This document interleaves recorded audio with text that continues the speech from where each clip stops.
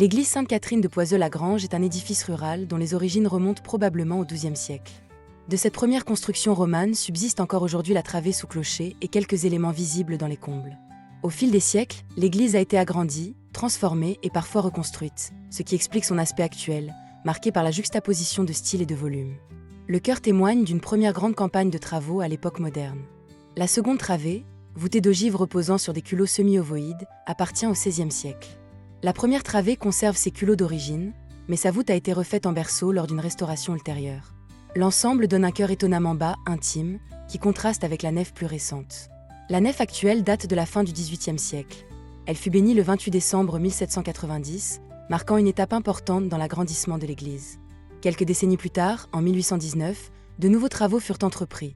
Ouverture de la baie axiale du chœur, reconstruction du pignon et reprise de la voûte de la sacristie. Ces travaux furent réalisés par l'entrepreneur François Chapuis, sur devis de l'ingénieur Arnollet. Le XIXe siècle apporta la transformation la plus spectaculaire, la reconstruction complète du clocher. En 1846, l'architecte dijonnais Auguste Siraudot dessina les plans d'un nouveau clocher-porche destiné à remplacer l'ancien, jugé trop vétuste.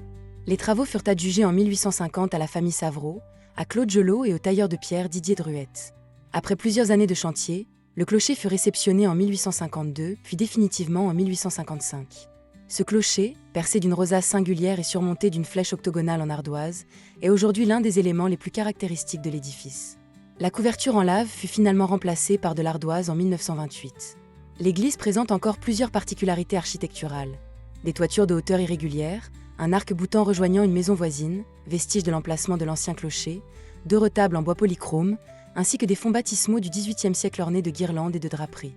L'ensemble, bien que modeste, témoigne de l'histoire longue et continue d'une communauté rurale qui a adapté son église aux besoins et aux moyens de chaque époque. Aujourd'hui, l'église Sainte-Catherine est reconnue pour son intérêt patrimonial et figure dans la base mérimée du ministère de la Culture.